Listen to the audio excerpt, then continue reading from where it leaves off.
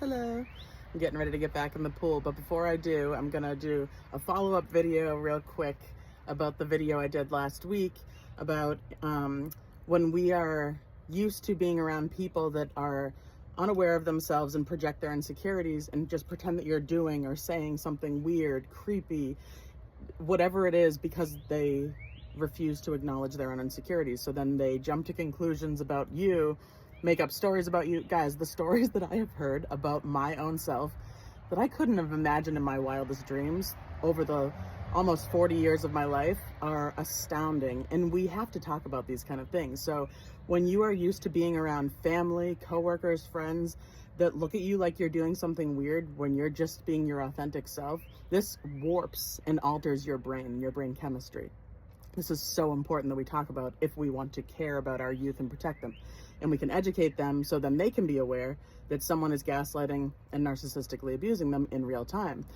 So it's been incredible to come together with other people who have experienced this, and we allow it to be really funny because we're safe now and we can talk about it. And when we put these things on the table, we realize that we're saying the same sentences. And okay, so if you've been around people that are insinuating that you're being weird, we will then go out of our way throughout life to prove that we're not doing anything wrong.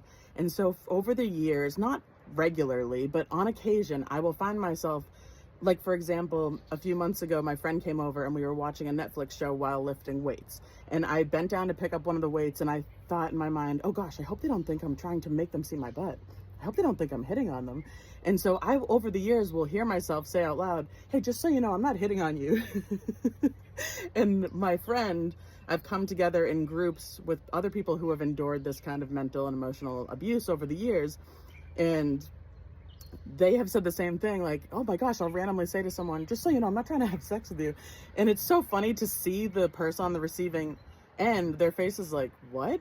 And so now we've gotten to experience both sides of that.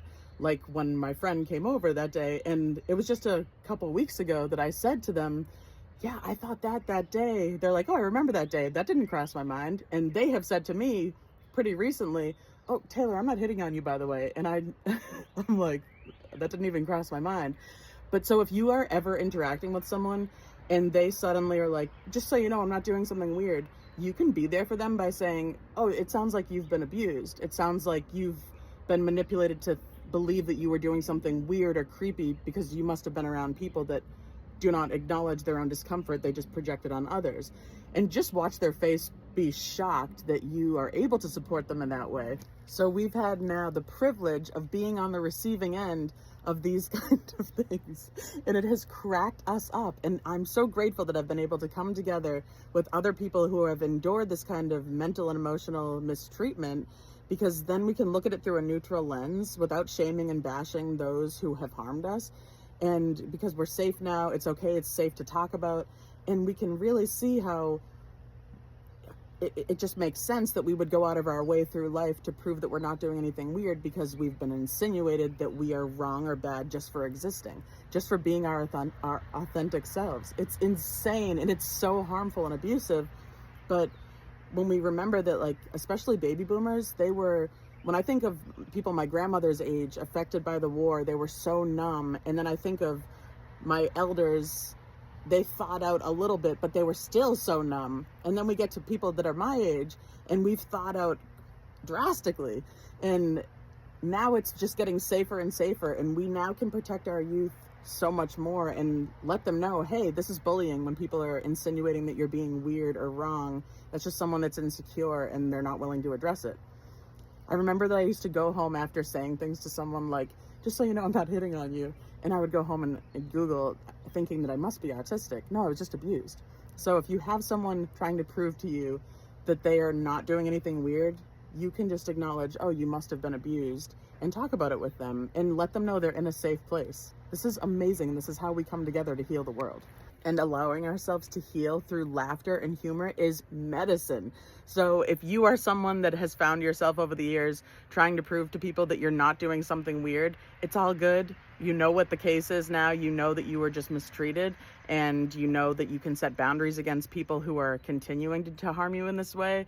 And you can talk to other people who have endured this, and we will tell you the same thing. We have also tried to make it clear to people that we're not trying to have sex with them, which is really funny when you think about it, because they may be hoping that you guys date or something. And when we are trying to protect ourselves by proving that we're not doing something weird, we're not able to consider in that moment that they might feel weird by us saying that. We're just going into an illusion of self-protection, and it's okay. It can be really funny. And now that I'm friends with someone who has experienced such similar things, and now we can be on both sides of it and witness each other say, oh, just so you know, I'm not trying to hit on you.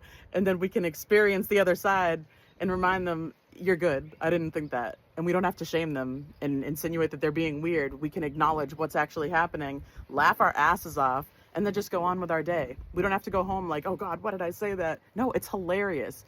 Abuse sucks, but healing from it is possible. And when we work together with other people who have gone through the same things that we have, or people that have never experienced it, but they're learning through people like me, it's just incredible. And we can really support each other and let it be funny. And it's the most amazing medicine.